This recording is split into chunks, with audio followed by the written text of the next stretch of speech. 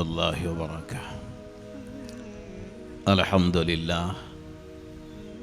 لله الذي لم يزل ولا يزال حيا قيوما عالما قديرا مدبرا سميعا بصيرا، ونشهد أن لا إله إلا الله وحده لا شريك له، ونشهد أن سيدنا ونبينا ومولانا محمدا عبده ورسوله الذي أرسل بالحق بشيرا ونذيرا، وصلى الله عليه وعلى آله وأصحابه وأزواجه وذرياته وسلم تسليما كثيرا كثيرا. أما بعد، فأعوذ بالله من الشيطان الرجيم. بسم الله الرحمن الرحيم. لقد كان لكم في رسول الله أسوة حسنة. وقال سبحانه وتعالى: ما كان محمد أبا أحد من رجالكم ولكن رسول الله وخاتم النبيين وكان الله بكل شيء عليما. صدق الله مولانا العظيم. اللهم صل على سيدنا محمد وعلى آل سيدنا محمد وبارك وسلم. گرامی قدر اسٹیج پہ تشریف فرما حضرات علماء کرام اور معزز سامعین حضرات، حضور پاک صلی اللہ علیہ وسلم کی پوری سیرت طیبہ پر دنیا میں لاکھوں کتابیں منظر عام پر ہے، اور آپ کی ذات ہر مخلوق کے لیے، صرف انسان اور جنات کے لیے نہیں بلکہ ہر مخلوق کے لیے نمونہ ہے۔ یہی وجہ ہے کہ اکثر بڑے بڑے دشمنان دین آپ کے اخلاق سے متاثر ہو کر دین کو قبول کیا ہے۔ مکہ مکرمہ میں آپ کے زندگی کے 13 سال گزرے ہیں، اور سیرت کا ایک ایک واقعہ مکہ زندگی کا بڑا عجیب ملتا ہے۔ اس لیے اللہ نے قرآن میں بھی یہ کہا کہ لقد کان لکم فی رسول اللہ اسوۃ حسنہ، کہ تمہارے لیے میرے نبی بہترین نمونہ ہے، اخلاق میں، کردار میں، پورے عالم کے بسنے والے انسانوں کے لیے ہمارے نبی ایک نمونہ رکھتے ہیں، یہاں تک کہ انبیاء علیہ السلام کے لیے بھی نمونہ ہے۔ تو عرض میں یہ کر رہا ہوں، کاش کہ امت مسلمہ حضور پاک صلی اللہ علیہ وسلم کے اس نمونے والے صفات کو اور اخلاق کو دیکھے۔ آپ کا ہی یہ کردار ہے کہ روسائے مکہ اور دشمنان دین، جیسے فتح بدر کی جو فتح ہوئی ہے، اور جس وقت مشرکین مکہ بدر میں آئے ہیں تو ان لوگوں نے جو جگہ کا انتخاب کیا وہ ذرا اونچائی پر تھی، اور ہر طریقے سے سہولت کے لیے وہ تھی، اور مسلمانوں کے حصے میں جو جگہ آئی ہے وہ نچلا حصہ تھا۔ لیکن جب بدر میں قافلہ پہنچا ہے اور حضور پاک صلی اللہ علیہ وسلم نے دعائیں کی ہے، اور بدر کا پہاڑ ہے، حضور پاک صلی اللہ علیہ وسلم کی قدم مبارک رکھتے ہی وہ کانپنے لگ گیا۔ سیرت کے کتابوں میں آتا ہے کہ بدر کے پہاڑ نے سب سے پہلے یہ دعا کی کہ یا اللہ، تیرا نبی اور تیرا حبیب میرے سینے پہ آ گیا ہے، اگر تو مجھے پہلے اطلاع کر دیتا تو میں اپنے شبنم کے قطرے جمع کر کے تیرے نبی کے قدموں کے نیچے دے دیتا۔ اب تو میرا دامن گرم، میرے پتھر گرم، میری ہوائیں گرم، اگر پانی نہ برسائے تو مجھے تیرے نبی سے شرم آئے گی، لہذا میرے اللہ اپنی رحمت کو برسا دے۔ تو جتنے بھی مسلمانوں کے قبضے میں جو جگہ تھی وہاں سارے کنویں موجود تھے، سب پر قبضہ مسلمانوں کا ہے، اور جہاں مشرکین مکہ ہے اب وہ دلدل میں آئے ہیں۔ تو اللہ کے پیارے نبی آقا رحمت صلی اللہ علیہ وسلم نے جو خون کے دشمن بن کر آئے ہیں ان کو بھی ان کنویں سے پانی پینے کی اجازت دے دی اور ان کا استعمال کی اجازت دے دی۔ یہی وجہ ہے کہ صحابہ کرام اس وقت یہ کہہ رہے تھے کہ یا رسول اللہ یہ تو ہمارے دشمن ہے اور یہ لوگ تو اسلام کو مٹانے آئے ہیں، یہ دین کو ختم کرنے آئے ہیں، لیکن آقا رحمت نے یہ نمونہ پیش کر دیا۔ یہی وجہ ہے کہ جب آپ نے بدر میں دعائیں کی ہے اور اللہ تعالیٰ نے بدر کو فتح عطا فرمائی، 3 بڑے فرشتے بدر میں اترے ہیں جن کا حدیثوں میں نام آتا ہے، جبرائیل علیہ السلام، میکائیل علیہ السلام اور اسرافیل علیہ السلام، اور ان کے معیت میں اللہ تعالیٰ نے 3000 فرشتوں کو بدر میں اتارا، اور بدر میں اللہ کے نبی آقا رحمت صلی اللہ علیہ وسلم کی برکتوں سے اور آپ کی آہوازاری کی وجہ سے اللہ تعالیٰ نے بدر کو فتح کر دیا۔ 70 مشرکین مکہ قتل ہوئے، 70 گرفتار ہو گئے اور باقی بھاگ گئے۔ تو جو گرفتار ہو گئے ان میں رسول اللہ صلی اللہ علیہ وسلم کے چچا عباس رضی اللہ عنہ بھی ہے، ابوبکر صدیق رضی اللہ عنہ کا بیٹا عبد الرحمن بھی ہے، حذیفہ رضی اللہ عنہ کے باپ شیبہ بھی ہے۔ یہ سب ایسا مقابلہ تھا، لیکن میں اللہ کے نبی کا نمونہ بتا رہا ہوں۔ کاش کہ امت جو غیر ایمان والے پورے عالم کا بسنے والا انسان جن کے لیے ہمارے نبی نمونہ ہے، ہمارے لیے بطور اولا نمونہ ہے، عیسائی پادری اور پوپ اس بات کا اقرار کرتے ہیں، جس عیسائی نے دنیا کے 100 بڑے انسانوں کا تذکرہ کیا اور لکھنے والا عیسائی ہے کہ دنیا میں یہ سب سے بڑے 100 احباب گزرے ہیں، 100 بڑے جس کا نام دیا ہے اس میں سب سے 1 نمبر پر محمد رسول اللہ صلی اللہ علیہ وسلم کا تذکرہ کیا۔ تو بدر تو فتح ہو گیا ہے، اور جب مشرکین مکہ نے گرفتار کیا ہے تو عباس رضی اللہ عنہ کو بھی گرفتار کر لیا، حضرت عبد الرحمن کو گرفتار کیا، حذیفہ کو گرفتار کیا۔ رات کا منظر آ گیا، سارے قیدی کے پیروں میں بیڑیاں ڈال دی گئی۔ حضور پاک صلی اللہ علیہ وسلم کو صحابہ نے دیکھا کہ اب تو فتح ہو گئی ہے، لیکن پھر بھی اللہ کے رسول صلی اللہ علیہ وسلم رات بھر رو رہے ہیں، آہوازاری کر رہے ہیں۔ تو حضرات صحابہ آپ کے سامنے آئے اور فرمایا کہ یا رسول اللہ اب تو فتح ہو گئی ہے، اب رونے کی کیا بات ہے؟ فرمایا اب کیا تکلیف ہے آپ کو؟ صحابہ نے کہا، فرمایا کہ ان قیدیوں کے کراہنے نے مجھے بے چین کر دیا ہے۔ اللہ کے رسول کو صحابہ نے کہا یا رسول اللہ پھر آپ کیا چاہتے ہیں؟ کیا آپ کے چچا جان کے پیروں کی بیڑی نکال دے، یا ان کے ہاتھوں میں جو ہم نے باندھے وہ کھول دے؟ فرمایا چچا جان کی بیڑی بھی نکال دے، ہاتھ کو بھی کھول دے، اور جتنے قیدی سب کے لیے اچھا انتظام کرے۔ آقا رحمت صلی اللہ علیہ وسلم کا یہ نمونہ ہے۔ اس لیے ماہر القادری نے عجیب بات کہتا ہے اور ایسا سلام پڑھا ہے کہ ہمارے علماء دیوبند بڑے بڑے اکابرین روض رسول پر سلام، عربی سلام کے بعد یہ اشعار گنگناتے ہیں۔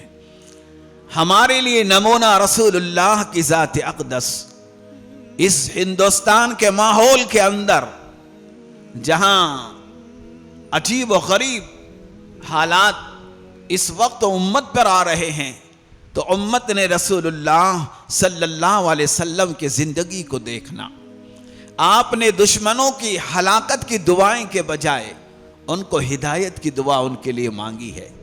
یہی وجہ ہے کہ عباس رضی اللہ عنہ ایمان لائے۔ حذیفہ رضی اللہ عنہ کا باپ اتنا بہترین بولنے والا، شاعری کرنے والا، اور سوال و جواب میں کسی کو آگے نہیں بڑھنے دیتا تھا، لیکن میرے دوست بزرگوں، بدر میں قتل ہو گیا۔ اس کی لاش کو جب گھسیٹ کے لے جانے لگے، ان کا پیٹ پھٹ گیا، تو ان کے بیٹے حذیفہ رضی اللہ تعالیٰ عنہ کو بہت رنج ہو گیا۔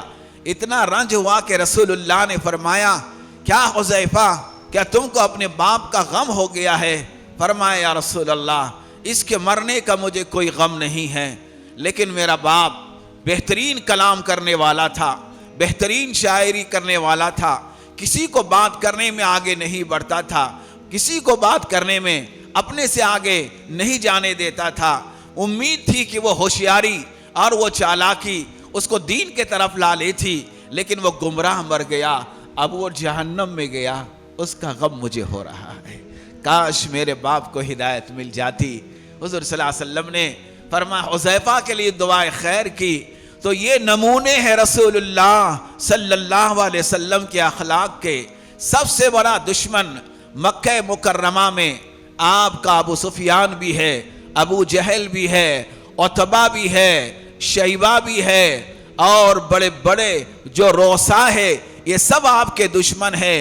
ان لوگوں نے بدر میں آ کے گلے کاٹے ہیں، لیکن دین کو قبول نہیں کیا۔ انہی میں خالد بن ولید رضی اللہ تعالیٰ عنہ بھی ہے۔ خالد یہ ایسے صحابی ہے کہ رسول اللہ صلی اللہ علیہ وسلم کے شان میں ہر وقت بد اخلاقی سے پیش آنا سیرت حلبیہ میں ہیں کہ 300 مرتبہ حضرت خالد رضی اللہ تعالی عنہ کے حجرے پر اور مکان پر اللہ کے نبی دین کی دعوت لے کے پہنچے، اور ہر مرتبہ خالد نے ایسے جھڑکیاں دی ہے، ایسے گالیاں بکی ہے کہ خالد خود کہتے ہیں کہ میں یہ سمجھ جاتا تھا کہ دوبارہ رسول اللہ محمد میرے دروازے پہ نہیں آئے گا، لیکن پھر 2 دن گزرتے کہ محمد میرے دروازے پہ آتا، پھر میں اس کو وہ کلام کرتا اور ایسی گالیاں بکتا اور ایسا کلام کر کے نیچے اتارتا کہ میرے دل کو یقین ہو جاتا کہ اب محمد کبھی نہیں آئے گا۔ لیکن میرے دوست بزرگوں، یہ اللہ کے نبی کا نمونہ دعوت کا پہلو ہے۔ 300 مرتبہ ایک دشمن کے گھر پہ جا رہے ہیں، اور فتح مکہ تک بھی وہ ایمان نہیں لائے ہیں، اور سب سے پہلے ان کے بڑے بھائی مدینے میں جا کر ایمان لائے ہیں۔ تو بڑے بھائی جب مدینہ آئے ہیں، حضور نے ان سے فرمایا، بولو خالد کیسے ہے؟ تو فرمایا، خالد تمہاری دشمنی میں بہت زیادہ بڑھ گیا ہے، آپ کے شان میں گستاخی کرتا ہے اور مکے والوں کو اکساتا ہے۔ تو حضور صلی اللہ علیہ وسلم نے فرمایا، جب تم مکہ جاؤ تو خالد کو میرا سلام عرض کرنا، وہ خالد بڑا سمجھدار ہے، خالد سے اللہ کام لے گا، اور خالد بڑا ہوشیار ہے۔ اللہ کے رسول اس کی تعریف کرتے رہے خالد رضی اللہ عنہ کی، اور بڑا بھائی یہ کہتا رہا کہ وہ تو آپ کے شان میں گستاخی کر رہے ہیں، وہ تو آپ کے شان میں جو ہے گالیاں بک رہا ہے، لیکن میرے دوست بزرگوں، اللہ کے پیارے نبی خالد کی تعریف کر رہے ہیں۔ حضرت مولانا بانی دیوبند مولانا محمود الحسن نے عجیب بات کہی، کہتے ہیں، سلام اس پر جو بچھڑوں کو ملائے، سلام اس پر جو اجڑوں کو بسائے، سلام اس پر جو مجرم کو چھڑائے۔ اور ماہر القادری کہتا ہے کہ سلام اس پر جس نے بادشاہی میں فقیری کی، سلام اس پر جس نے بے کسوں کی دستگیری کی، سلام اس پر جس نے دشمنوں کو دعائیں دی،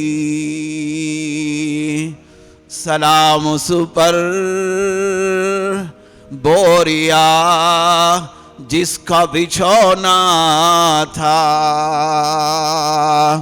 سلام اس پر جو جاڑے میں فرش خاک پر سوتا تھا، سلام اس پر جو امت کے لیے راتوں میں روتا تھا۔ یہی وجہ ہے کہ خالد کی تعریف کی ہے اور کہا خالد کو میرا سلام کہو، اللہ خالد سے کام لے گا۔ یہ دعوت کا پہلو ہے، امت مسلمہ نے اس پہلو کو کبھی بھی نہیں بھولنا چاہیے، اور حالات کے پیش نظر دشمنوں کی ہلاکت کی بد دعاؤں کے بجائے ہدایت کی بھیک مانگنا چاہیے۔ یہی وجہ ہے کہ جب ابو سفیان فتح مکہ کے فتح والی رات میں گرفتار کر لیے گئے اور عباس رضی اللہ عنہ نے ان کو پکڑ لیا، عمر رضی اللہ تعالیٰ عنہ پیچھے سے آگئے اور کہا او عباس، یہ اللہ کے دشمن کو تم نے پناہ دی ہے، تمہیں معلوم نہیں ہے مکے کے اندر اس نے ہمیں کیا سلوک کیا ہے؟ تمہیں معلوم نہیں ہے کہ سمیہ کا کیا اس نے حشر کیا ہے؟ تمہیں معلوم نہیں ہے کہ بلال، عمار و یاسر کا اس نے کیا حشر کیا ہے؟ تم نے اس دشمن کو پناہ دے رکھی ہے، ہٹو میں اسے قتل کر دیتا ہوں۔ تو عباس رضی اللہ عنہ نے فرمایا نہیں، میں نے اس کو پناہ دی ہے، تم اپنی تلوار کو نیام میں رکھو اور اس کا فیصلہ اللہ کا نبی محمد رسول اللہ صلی اللہ علیہ وسلم کریں گے۔ کہا چلو رسول اللہ کے پاس لے کے چلتے ہیں۔ تو رسول اللہ کے پاس ابو سفیان کو لایا گیا ہے۔ ابو سفیان رضی اللہ عنہ جو ابھی تک ایمان نہیں لائے ہیں، اللہ کے نبی کے سامنے پیش کیے گئے۔ حضور نے فرمایا کہو ابو سفیان کیا چاہتے ہو؟ پیچھے عمر کھڑے ہیں، ننگی تلوار لے کر کھڑے ہیں اور کہہ رہے کہ یا رسول اللہ آپ مجھے اجازت دیجئے، میں اس کی گردن اڑا دیتا ہوں۔ حضور فرما رہے ہیں عمر صبر کر لو، عمر اپنی تلوار کو نیام میں رکھ لو، اللہ اگر اسے ہدایت دے دے گا تیرا بھائی بن جائے گا۔ بولو سفیان کیا چاہتے ہو؟ کہا ایک رات کی مجھے مہلت دیجئے، ایک رات کی مہلت چاہتا ہوں۔ حضرت عمر نے کہا اب بھی مہلت مانگ رہا ہے، اب تجھے کوئی مہلت نہیں دی جائے گی۔ لیکن اللہ کے پیارے نبی نے کہا ہاں مہلت دی جا رہی ہے، لیکن کہا ابو سفیان تم اپنے گھر نہ جاؤ، ہمارے صحابہ کے مجلس میں رہو، رات یہیں قیام کرو۔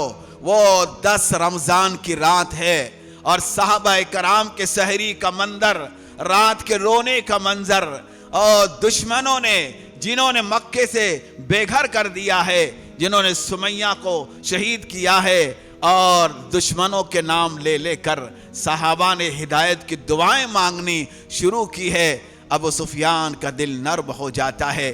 فجر کے بعد رسول اللہ کے خدمت میں آئے ہیں ابو سفیان اور 2 زانو ہو کر بیٹھ گئے۔ حضور نے فرمایا بولو ابو سفیان کیا چاہتے ہو؟ فرمایا ہاں اے محمد، آنکھ میں ایک کچرا تھا جو نکل گیا ہے، اللہ کی قسم اگر لات اور حبل اور منات خدا ہوتے ضرور تیرے مقابلے پر آ جاتے اور تیرے لشکر کو بھگا دیتے، لیکن وہ خدا نہیں ہے، ہم دھوکے میں پڑے تھے، آنکھ کا کچرا نکل گیا، حق مجھے نظر آ گیا۔ محمد صلی اللہ علیہ وسلم سے فرمایا کہ یا رسول اللہ آپ مجھے کلمہ پڑھا دیجئے۔ پیارے نبی آقا رحمت صلی اللہ علیہ وسلم نے ان کو کلمہ پڑھا دیا اور حضرت عمر رضی اللہ عنہ سے فرمایا عمر مل لو، ابو سفیان تمہارا بھائی ہو گیا، اگر رات تم اسے قتل کرتے یہ جہنم میں چلا جاتا، اب یہ جنتی بن گیا ہے، اب یہ تمہارا بھائی بن گیا ہے۔ حضرت عباس رضی اللہ عنہ نے فرمایا کہ یہ مکے کا سردار ہے، ذرا اعجاز کیا جائے۔ تو حضور نے مکے میں اعلان کیا کہ جو ابو سفیان کے گھر کے اندر داخل اسے امن دیا جائے گا، ہر دشمن کو امن دے دیا گیا۔ جو اپنے گھر کے دروازے بند کرے اسے امن، جو حرم کے دروازے حرم میں آ جائے اسے امن، جو اللہ کے نبی کی خدمت میں آ گئے اسے امن، سب کو امان دے دی گئی۔ یہاں تک کہ ہندہ جیسی عورت کو بھی امان دے دی گئی ہے۔ اور ہندہ جو رات میں قسم کھا رہی تھی کہ پہاڑ سے چھلانگ لگا کر خودکشی کر لوں گی، محمد کے دین کو قبول نہیں کروں گی، لیکن رات کا منظر ہے، صحابہ کرام نے کعبے کے پردے پکڑ کے رونا شروع کیا ہے اور دشمنوں کے نام لے لے کر ہدایت کی دعا مانگی ہے۔ وہ اتنی پتھر دل عورت تھی کہ جس نے حمزہ رضی اللہ عنہ کے لاش پر کھڑے ہو کر ان کے دل کو چبا لیا تھا۔ اس سے بڑھ کر اور کیا پتھر دل عورت ہو سکتی ہے؟ لیکن اللہ کے پیارے نبی آقا رحمت صلی اللہ علیہ وسلم نے اس کو بھی معاف فرمایا۔ اور جب ایمان میں داخل ہونے کے لیے آئی ہے تو پیارے نبی نے فرمایا حضرت عمر اور حضرت صدیق اکبر رضی اللہ عنہ سے کہ ہاں اسے کلمہ پڑھاؤ اور میرے سامنے سے ہٹا دو، اس سے کہو کہ میرے سامنے نہ آیا کرو، میں اسے دیکھتا ہوں تو مجھے چچا حمزہ یاد آ جاتے ہیں۔ تو یہ دشمنوں کے ساتھ سلوک ہے۔ اس دور حاضر میں ہمیں دعوت کی محنت کو سیرت کے پہلو کے ساتھ کرنا ہوگا، اور اغیار عالم کے لیے جہاں اللہ کا نبی نمونہ ہے، سیرت مصطفیٰ میں ہیں۔ جب آپ نے مدینے کی ہجرت کی تو سارا مدینہ آپ کے استقبال میں ہے، اور جب آپ ابو ایوب انصاری رضی اللہ عنہ کے مکان میں مہمان بنے اور سارا مدینہ آپ کے زیارت کو آیا، تو یہود کے سب سے بڑے عالم عبداللہ بن سلام ہے جو ابھی تک ایمان نہیں لائے تھے۔ انہوں نے کہا کہ میں بھی چلا کہ دیکھو محمد کے لیے پورا شہر چلا گیا ہے، میں بھی جا کے محمد کی زیارت کر لیتا ہوں، ان کا چہرے کا دیدار کرتا ہوں۔ تو عبداللہ بن سلام رضی اللہ عنہ جب آئے ہیں، جبکہ وہ یہودی عالم ہیں، حضور پاک صلی اللہ علیہ وسلم کے چہرے کو دیکھا، کہتے ہی دیکھتے ہی میرے دل نے کہا کہ اللہ کی قسم یہ جھوٹے کا چہرہ نہیں ہو سکتا ہے۔ میں نے دیکھتے ہی دل میں تو کلمہ پڑھ لیا تھا۔ اس وقت رسول اللہ صلی اللہ علیہ وسلم فرما رہے تھے کہ لوگوں آپس میں سلام کا رواج ڈالو، اور لوگوں آپس میں ہدیہ دیا کرو، لوگوں آپس میں کھانے کھلایا کرو، اور لوگوں جب رات میں سب سو جائے تم اٹھ کر اللہ کے سامنے رویا کرو، تہجد کی نماز پڑھو، اللہ تمہیں سلامتی کے ساتھ جنت میں داخل کریں گے۔ عبداللہ بن سلام اس کے راوی ہے، کہتے میں داخل ہوا تو حضور پاک علیہ السلام اپنے زبان مبارک سے یہ کلمات کو ادا کر رہے تھے۔ میں جیسی داخل ہوا میں نے یہ کلمات سنے اور آپ کے چہرے کو دیکھ کر ایمان میں داخل ہوا۔ تو خالد بھی آپ کا دشمن ہے، لیکن جب رسول اللہ نے بڑے بھائی سے سلام پہنچایا اور ان کا بڑا بھائی جب مکہ آ گیا تو خالد ترکش پہ تیر لگا کر شکار کے لیے جا رہے تھے، تو بھائی سے کہا بولو کہاں سے آ رہے ہیں؟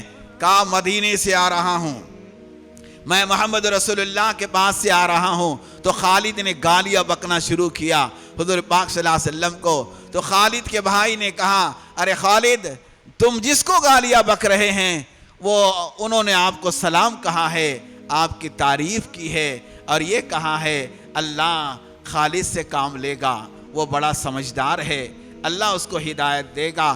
اتنا سننا تھا کہ خالد کانپنے لگے، تلوار کو نیام میں رکھا اور کہا بھیا اب میں مدینہ جا رہا ہوں اور اکیلے نہیں جاؤں گا، میرے جتنے دوست احباب ہیں ان سب کو مدینہ لے جاؤں گا۔ اور جب مدینہ پہنچے ہیں تو خالد رضی اللہ عنہ مسجد نبوی میں آئے ہیں، حضور پاک صلی اللہ علیہ وسلم کے سامنے آپ نے چادر مبارک ان کے لیے بچھا دی ہے، اور صحابہ کرام بالکل ہوشیاری کے ساتھ تلواریں لے کر آپ کے ارد گرد کھڑے ہو گئے کہ یہ خالد آیا ہے، نہ جانے اس کا کیا ارادہ ہے؟ حضور نے فرمایا آیا نہیں ہے، بھیجا گیا ہے، آؤ خالد بولو تمہارا کیا ارادہ ہے؟ تو خالد رضی اللہ تعالیٰ عنہ اظہار شرمندگی میں رونے لگے، کہنے لگے یا رسول اللہ میری ہی وجہ سے تمہارے چچا حمزہ کی بے دردگی کے ساتھ شہادت ہوئی ہے، 70 صحابہ شہید ہوئے ہیں اور پورے اپنے گناہ گناتے رہے۔ پیارے نبی نے کہا خالد ایمان لالو، آج ایسے ہو جاؤں گے جیسے آج ماں کے پیٹ سے پیدا ہوئے۔ خالد رضی اللہ تعالیٰ عنہ نے ایمان قبول کیا، حضور پاک صلی اللہ علیہ وسلم نے ان کو سینے سے لگا لیا، اور پھر وہ خالد نے تلوار نکالی، کہا اسی تلوار سے بہت صحابہ کی گردنیں اڑایا ہوں، اب یہ تلوار اشجاع علی الکفار کا مظاہرہ کرے گی، اب یہ تلوار دین کے دشمنوں پہ چلے گی۔ حضور نے تلوار اپنے ہاتھ میں لی اور پھر خالد کے ہاتھ میں دے دیا اور کہا خالد لو تم السیف من سیوف اللہ، کہ تم خود اللہ کی تلواروں میں سے ایک تلوار ہے۔ تو اللہ کے نبی آقا رحمت کے وہ نمونہ، وہ اخلاق سے خالد ایمان لائے ہیں، اور جب ایمان لائے ہیں تو اسلام کی حالت میں 100 جنگیں اللہ کے راہ میں لڑی ہے، پھر بھی اللہ نے ان کو شہادت نصیب نہیں فرمائی، اس لیے کہ رسول اللہ نے فرمایا تھا کہ یہ اللہ کی تلوار ہے، اللہ کی تلوار کو کون توڑ سکتا ہے؟ تو میرے لیے، آپ کے لیے، زمانے کے بسنے والوں کے لیے، ہم سب کے لیے اللہ کا نبی نمونہ ہے۔ لقد کان لکم فی رسول اللہ اسوۃ حسنہ، کہ لوگوں تمہارے لیے میرا نبی بہترین نمونہ ہے۔ دعا ہے اللہ کے ذات سے کہ اللہ تعالی ہمیں آپ کی سنتوں کی اتباع کی توفیق عطا فرمائے اور آپ کے دین پر چلنا ہمارے لیے آسان فرمائے۔ ہمارے یہ نوجوان علماء اور یہ نوجوانوں کی ٹیم یہ آخر عشرے کا ایک بڑا پروگرام کئی سالوں سے کر رہی ہے، آپ حضرات بھی اس کی دعوت چلائے، خوب محنت کرے اور ان نوجوانوں کے حوصلے کو بڑھاتے رہے۔ آخری عشرہ جہاں لوگ بازاروں کی نظر کر دیتے ہیں، تو آپ حضرات مسجدوں میں آ کر بیانات سے مستفید بھی ہو، جتنا وقت ملا اپنی اوقات کو مسجدوں میں گزارے۔ میں رباط العلماء کے روح رواں مولانا انیس الرحمن مدد اللہ العالی، ان کے رفاقہ اور ہمارے نوجوانوں کو مبارکباد دیتا ہوں، دعا کرتا ہوں اللہ تعالیٰ سے اللہ ہمارے ان جلسوں کو قبول فرمائے اور یہ دینی مجالس ہمارے مغفرت کا ذریعہ فرمائے۔ وآخر دعوانا ان الحمدللہ رب العالمین۔